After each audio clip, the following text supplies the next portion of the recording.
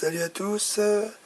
Aujourd'hui, à la demande d'un internaute sur ma chaîne qui me demande comment faire pour raccorder le capteur le poignet de frein avec 3 fils, et sachant que son contrôleur il a que 2 fils pour couper le moteur.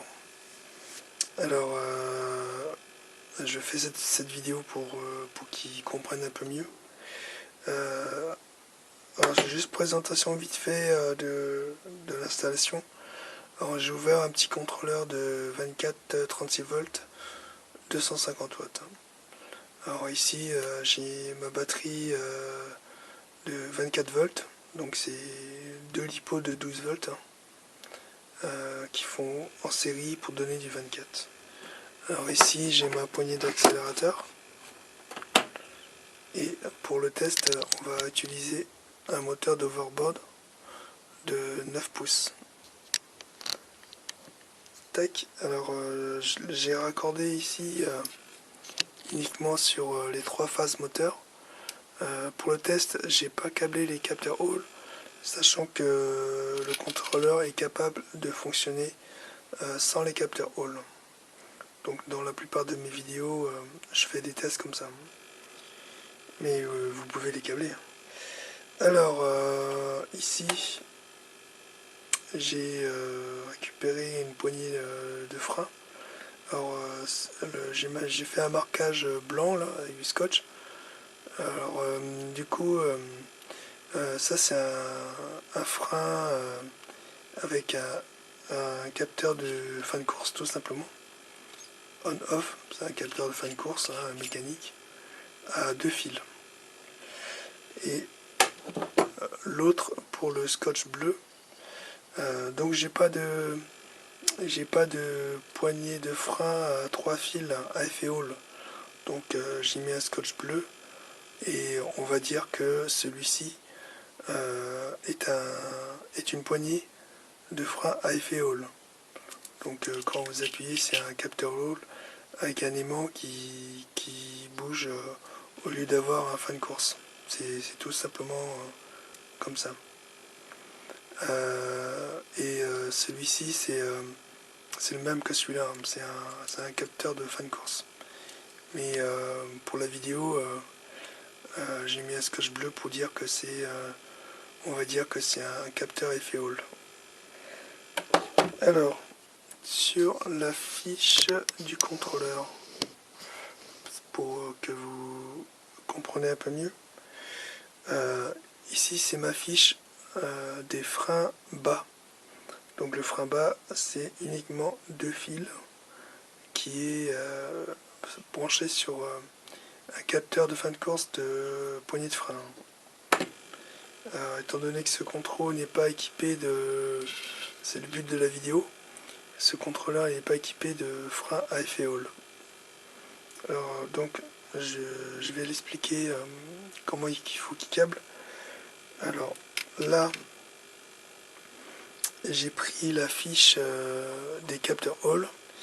Il va falloir faire une épaisseur sur le plus et le moins des capteurs Hall pour alimenter le capteur à effet Hall de la poignée de frein. Donc il faut le noir et le rouge 5 volts. Et le vert qui en sort, ou un blanc, je crois que c'est un blanc. Le blanc, ce sera votre signal.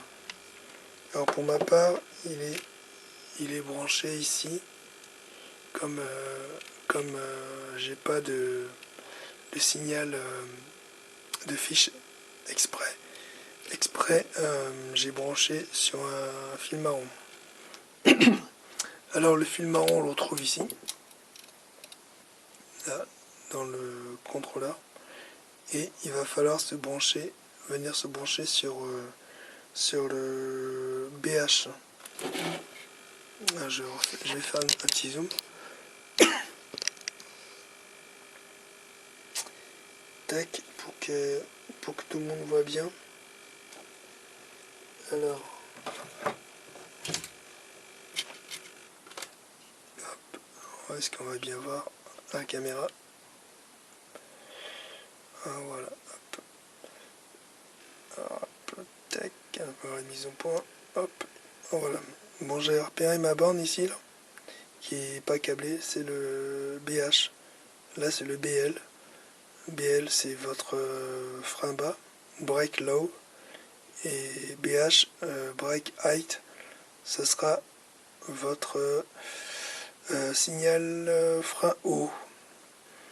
Alors, d'abord, on va commencer par là, parce que si vous le soudez ici directement, ça va pas marcher tout de suite.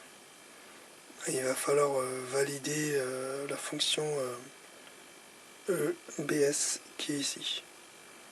Donc, mon fil marron est ici, et je vais le souder sur la bande BH. Tac, c'est parti. Hop.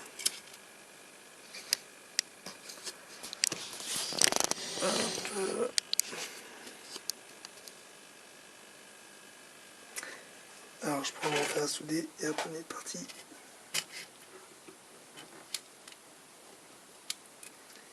Tac.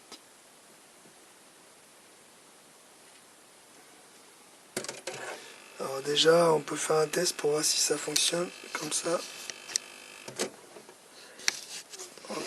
Je dézoome. Est-ce qu'on voit le moteur? Ok. La poignée d'accélérateur.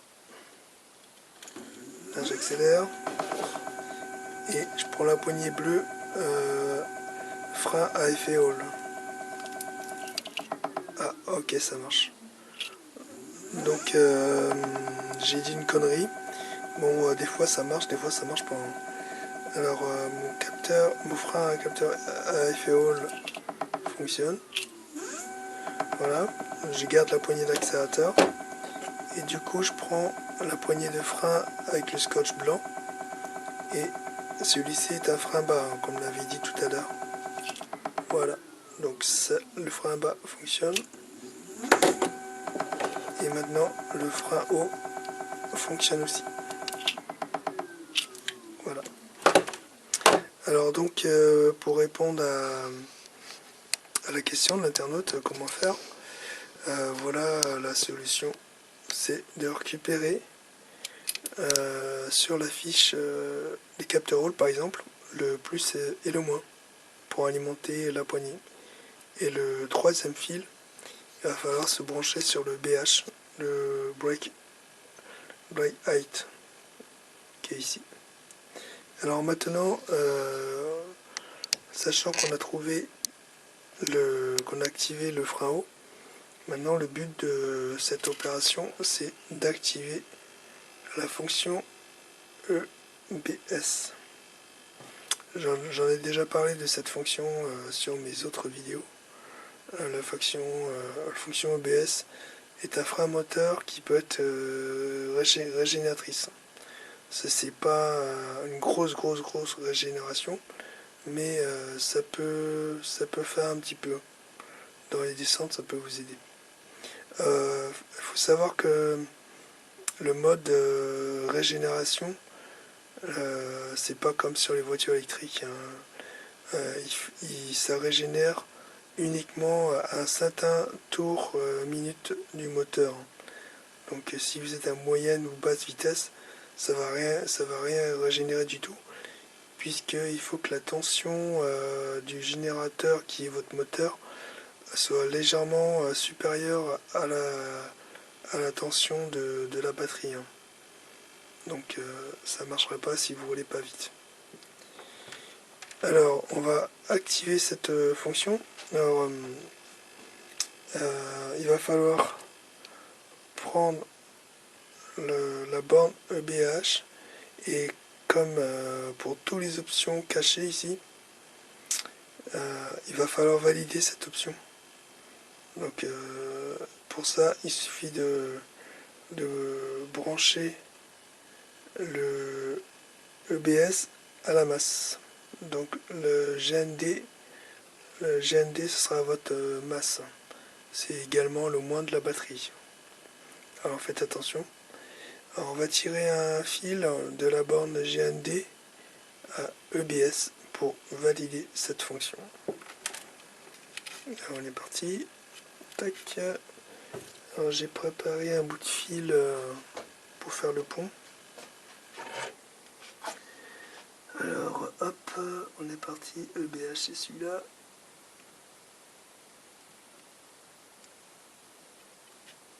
Hop. Et il va falloir le venir brancher sur la masse.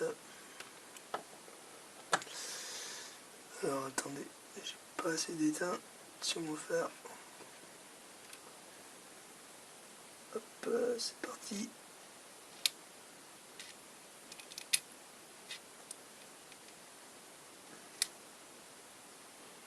Voilà. Hop. Bon, ici j'ai branché mon pont de la borne EBS à la borne du GND qui est à la masse. Alors c'est pas tout de faire ça parce qu'en fait ils sont malins celui qui a construit le contrôle. Hop.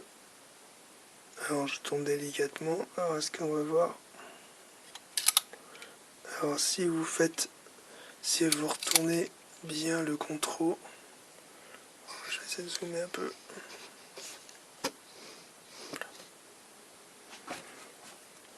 Hop. Alors si vous regardez bien, on retrouve la borne EBS qui est ici. Hop là. La borne EBS qui est ici, qui se retrouve de l'autre côté. Et ben on peut voir qu'il manque un composant ici pour activer cette fonction EBS qui est un frein moteur régénératrice. Alors il va falloir y déposer. Voilà, c'est ici. On voit pas très bien, je peux pas zoomer plus que ça. Hop là. Tac, hop là.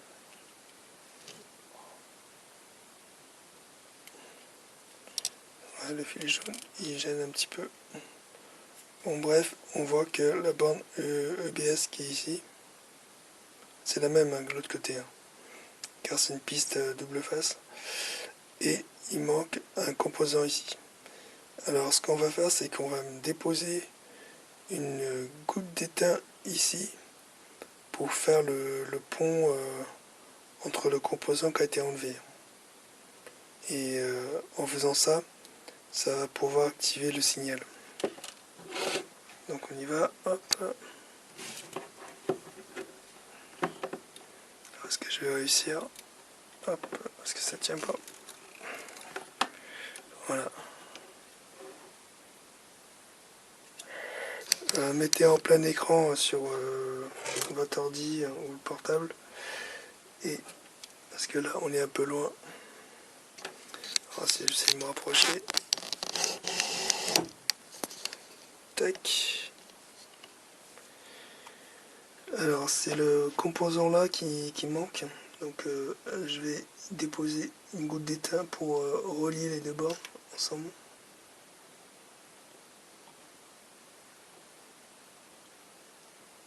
Voilà. Tac. Donc mon pont est fait. Alors je sais pas si on va bien voir. Là ici. Attendez, hop là, ici. Ici j'ai déposé une petite boulette d'étain là. Je sais pas si on la voit ici. Au bout de ma pointe. Là j'ai déposé une boulette d'étain. Alors c'est facile à reconnaître parce qu'en fait c'est marqué EBS dessus. Donc vous pouvez pas vous tromper. Là j'ai déposé ma boulette d'étain pour relier le composant manquant. Donc maintenant on va faire un test. Hop, là je repose. Hop, voilà. Hop, du coup, là j'accélère. Ça marche. Et maintenant, normalement avec le frein bas et le frein haut, je vais pouvoir utiliser le mode EBS. C'est parti. Ah non, je me suis trompé, excusez-moi. Hop. Donc je vais prendre la poignée de frein haut, de scotch bleu, frein haut, donc avec effet hall. C'est parti. Ah.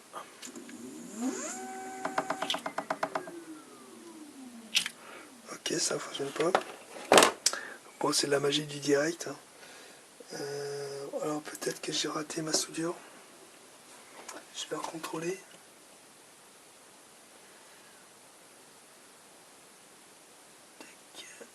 C'est pourtant je suis bon. PS1.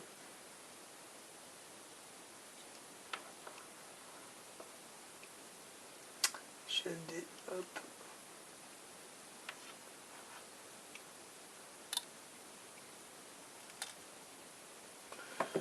Alors je vais revoir ma soudure. Alors, je suis désolé, hein, hop.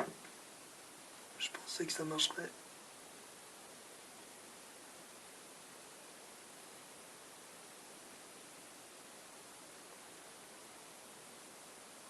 Alors, je vais remettre un petit peu d'état.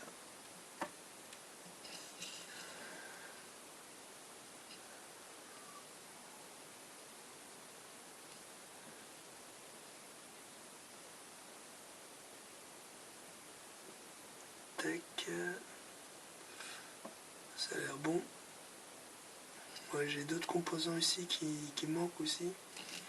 Alors je me demande si c'est pas à cause de ça.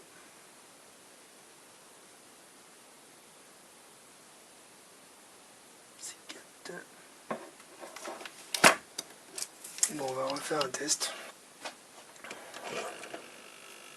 En gros, c'est comme ça normalement. C'est parti, hop.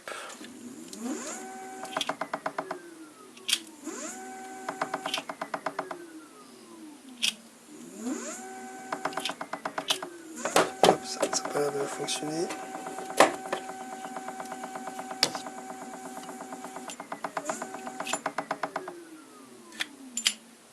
Ok. Bon, ça n'a pas fonctionné. Alors je suis vraiment désolé. Je pensais que pour le coup ça marcherait. Alors du coup, je vais réessayer hors vidéo pour comprendre pourquoi ça n'a pas marché. Allez, à tout de suite. Alors, je reviens vers vous, désolé pour le test hors vidéo. En fait, j'ai trouvé pourquoi, et mon montage fonctionne. Mon montage fonctionne, ma soudure derrière est bon aussi. En fait, il fallait tout simplement que je débranche la batterie. Alors, j'ai mis un petit peu de temps à trouver, mais je me suis dit peut-être qu'il n'a pas mémorisé. Peut-être que le contrôleur n'a pas mémorisé mon changement d'état. Alors donc du coup j'ai débranché, j'ai attendu un petit peu et j'ai rebranché comme ça. Et du coup maintenant le contrôle a mémorisé mon changement d'état que j'ai fait sous tension sur la première partie. Et maintenant on peut voir que ça fonctionne. Alors là j'accélère. On peut voir que le moteur il tourne là-bas. Et là je suis avec le frein bas. Et là on peut voir que le moteur freine. En tout cas j'ai un frein moteur. Parti. Alors frein bas.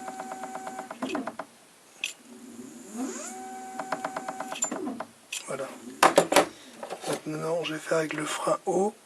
Alors frein haut c'est avec un signal positif. Frein bas c'est avec un signal négatif. Ça faut savoir aussi. Alors mon frein haut qui est normalement on va dire un capteur hall. Parti. Et voilà.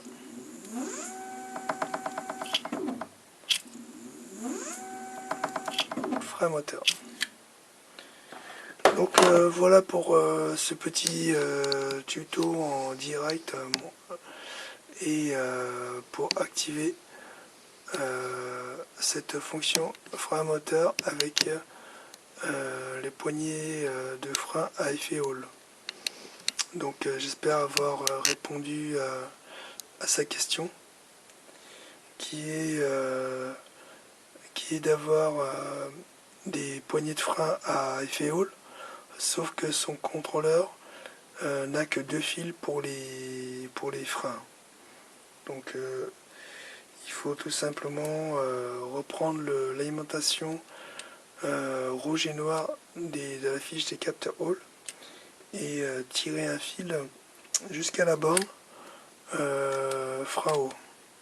Et puis par la suite, hein, s'il veut activer le mode frein moteur, il peut.